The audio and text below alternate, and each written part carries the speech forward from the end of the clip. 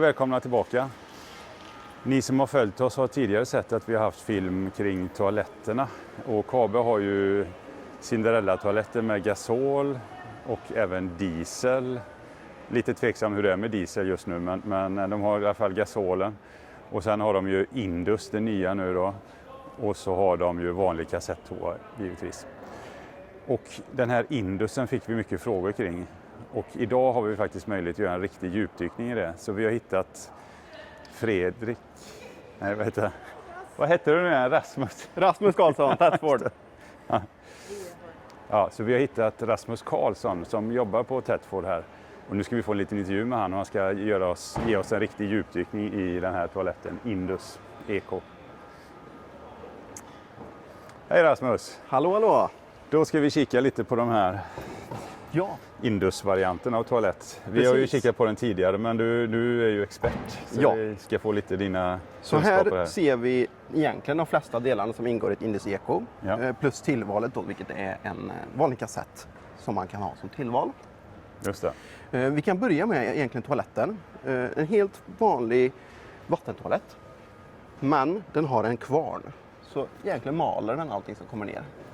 Så kvarnen sitter i själva toaletten? Ja, i botten av toaletten. Ja. Och för att vara snäll mot den då, så vill man ju såklart endast använda lättlösligt toalettpapper och kem som är gjort för just Indus-systemet. Just det. Men det som är så fina med just Indus Eco, som är vår andra variant av Indus, är ju då att man behöver faktiskt inget kem. För att det är ett slutet system, vilket då betyder att ingen doft kommer ut. Och speciellt då med tanke på att vi har ett luktfilter på plats, så nollställer det egentligen all doft, förutom vid själva just tömningen av systemet. Vi har en 45 liters tank som är tillval hos Kabe idag. Där egentligen allting hamnar i flytande form. Innan det sen går vidare mot själva tömningsenheten. Vi kan kolla lite fort här på vår banderoll, så ser vi hur det brukar sitta monterat i ett fordon. Ja. Det sitter i en servicelucka och man kan lätt och enkelt hitta en tömningsplats för det. När man köper ett sånt här system så får man även tillgång till en app som är bunden till just ert system. Då man ser tanknivåer och hur fort det man har fyllt på och hur länge till man klarar sig innan man behöver tömma. Just det. Och tack vare det så kan man också se vart tömningsplatser finns runt om i Sverige och i världen. Men det är en separat app du har i telefonen då? Men den är inte kopplad till Kabes egna system? Så det här är ju egentligen bara kopplat lite med Kabes system kan man säga. Ja. Men vi har en separat app för just det här systemet. Ja, just det. Men den kommunicerar ändå med telefonen så att säga. Ja. Och sen så är det då, själva tömningen är egentligen ganska simpel. När du öppnar serviceluckan så ser du den så här. Det första du vill göra är att öppna den mekaniska ventilen, så du vill öppna den hela vägen. Öppnar du bara halvvägs så har du bara halva flödet, för det är en mekanisk ventil. Ja, okay. Så man vill ha hela vägen ut. När man väl har öppnat den så kan man egentligen bara ta tag i så fina elefantkopp som vi kallar den. Nu är det en väldigt ny slang så den är inte alltid medgörlig. I här så ser vi själva tömningshålet och sen stänkskyddet runt om. När vi trycker på knappen på handtaget så ser vi hur den öppnar och stänger sig. Just det.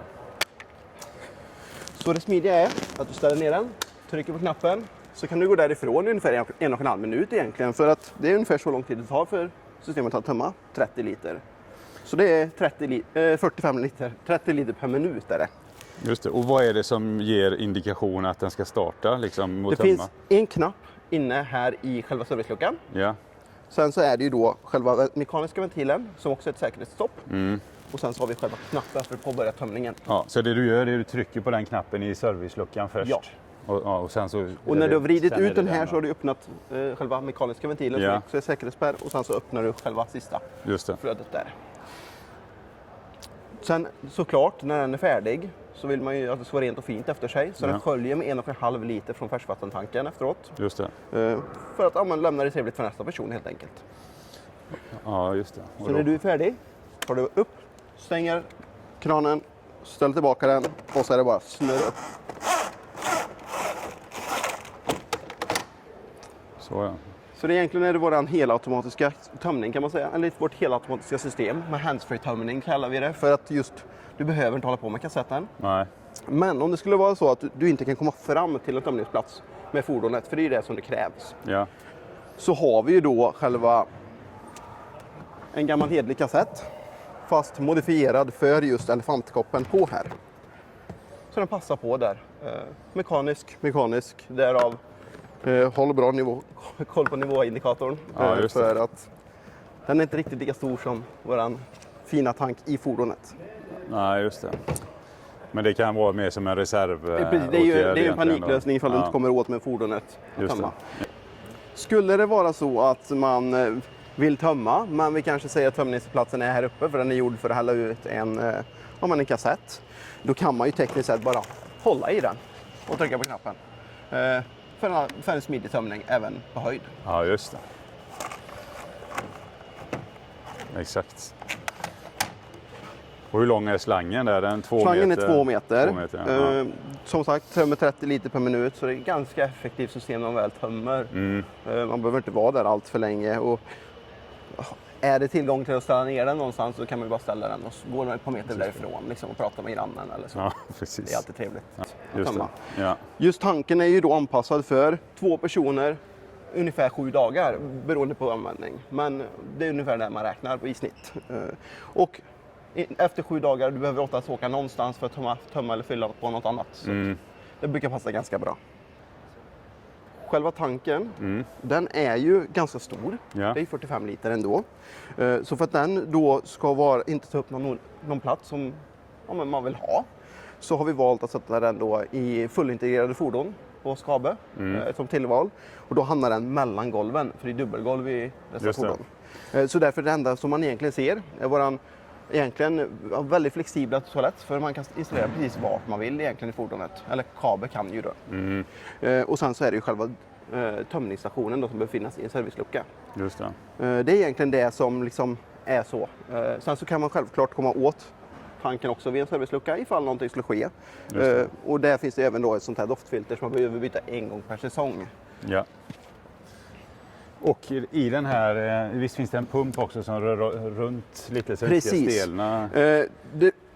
Mänskligt avfall får ju inte ligga still för länge. Nej. Därav så kör vi då 4 cyklar per dygn. Att man cyklar runt hela innehållet med en pump och en backventil så den inte kan åka ut någonstans, utan det hamnar i systemet. Ja. Och för att det här inte ska, vi kanske har någon som inte sover eller som blir lätt väckt rättare sagt. Ja, just så det. kan man ställa in att det här inte sker nattetid. För självklart det låter lite grann, det är en pump. Det är lika så, maceratorn låter ju också lite grann, det får man ha med sig. Det är inte helt tyst system, men även om det låter väldigt, väldigt lite. Har man till exempel kompressorkyl idag så kommer det här inte vara mycket högre än så.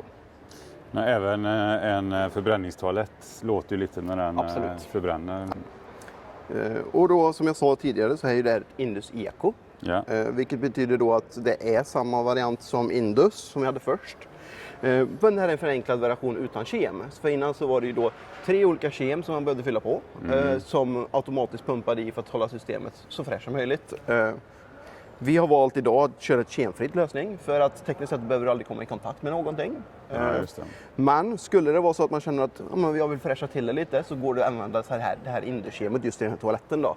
Men eftersom det är en kvarntoalett så vill vi vara snälla mot knivarna. Och därav så är det just Indus-kemet som man får använda. Just det. Men du behöver inte ha kem i denna och det är det som är grejen? Det är grejen, ja.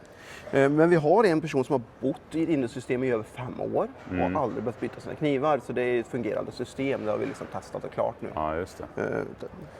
Och bara en fråga till här. Finns det något sätt man kan spola rent den här? Eller behöver man inte göra det någon gång? Liksom alltså, själva tanken? Vi säger en vinterförvaring, så gör man ju en tömning på hela systemet. Ja.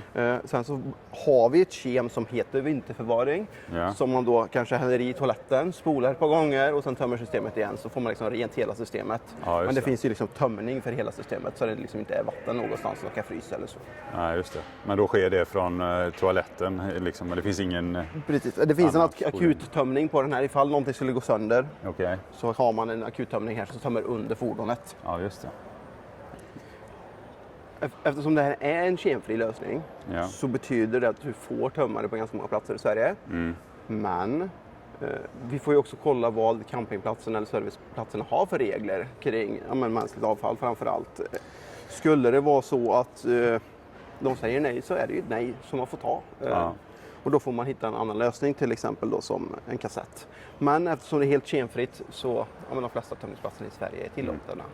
Det är ju så att om det är kopplat till ett avlopp så funkar det ju att tömma liksom, men vissa kan ju ha sån här, att de bara har en gråvattenhantering då, och då ska man ju inte köra i avlopp. Nej, en cistern eller liksom något privat så får man ju inte hälla i det. Men är det på ett statligt avlopp så kan man bara hälla i det. Liksom. Men sen så är det ju också, vi vill ta hand om varandra, vi tar hand om platserna runt om Sverige. Så därför vi ser till att det är rent och fint efter oss. Liksom. Så är det ju. Precis. Det är jättebra. Och inför den här mässan då, så frågade jag ju KABE vad är det för pris på det här systemet som är tillval. Och just under den här mässan så är det 19 900. Ja. Och egentligen så är ju det den enda kostnaden på det här systemet. För att när det väl är installerat så det går på lite el och lite vatten. Inte mycket el, det står det spelsatt på vår hemsida och även på våra produkter. Just det. Men det är inte mycket el och det är inte mycket vatten. En liten spolning är 300 ml, en stor spolning är 500 ml. Så det är väldigt vattensnålt. Allting går från centraltanken, för det här är bara en svartvattentank. Just det. Ja, men det är också någonting, för ni som har sett filmerna innan där har ju sett att vi har räknat ut med gasoltoaletten ligger vi någonstans runt 7 kronor per spolning tror jag. Och med Cinderella diesel så var det lite billigare, 5-6 kronor om jag minns rätt nu. Men här är det ju i princip gratis då, så det är ju en fördel med denna om man rent kostnadsmässigt så sett. Absolut. Sen så är det ju som allting tar ju någon slags resurs, så det här är just el och vatten då som är vår resurs. Just det. Även om den är snål. Ja.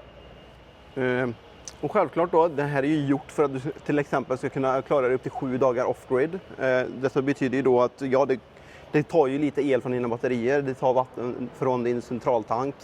Men är man lite sparsam och tänker på hur lite det här systemet drar så klarar det upp till 7 dagar off-grid. Ja, men underbart. Vi tackar så hemskt mycket för den här informationen. Vi hoppas också att ni tittare har fått lite extra kött på benen nu inför era val av toalettlösning. Har ni några mer frågor kan ni alltid kontakta oss på Thetford. Perfekt. Tack så mycket. Tack.